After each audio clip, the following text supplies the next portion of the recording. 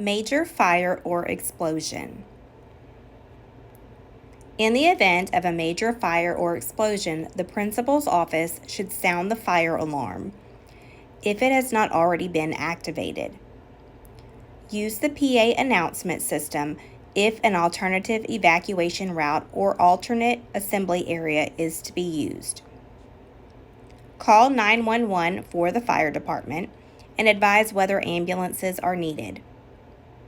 Advise the health office to administer first aid as necessary and evacuate all staff and students to a pre-designated evacuation route.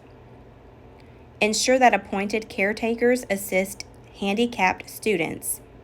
The fire department should search all areas of the building for stragglers. The principal's office should ensure that custodian and cafeteria staff have turned off all motors, fans, and other power-driven equipment, and should notify the superintendent's office, who will then contact others as needed.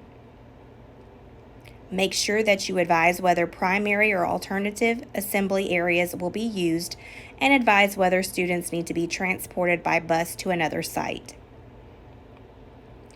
After a total roster is collected, notify the fire department of any missing students so that they can perform a search and rescue.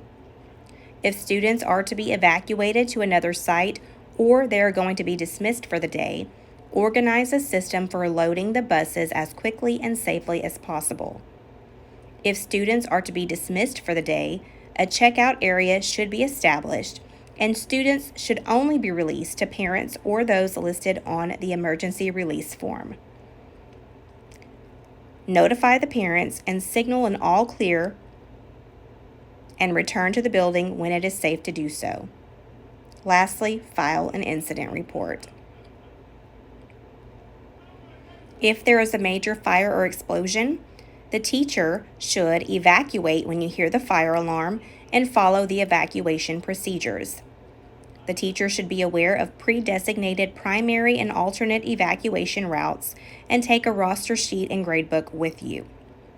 Close the classroom door and turn out the lights as students leave. Leave the building in an orderly manner without rushing or crowding. If the situation warrants, a bus evacuation will be used to transport the students to another site. If the emergency calls for an evacuation without the use of buses, walk from the building in the stated course. Always evacuate crosswind and/or upwind away from any emergency by a safe route.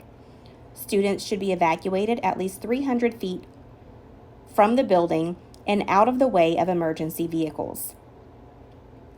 The teacher should reassemble the students and check roll to ensure that all students are accounted for, and report any missing students to the principal's office immediately.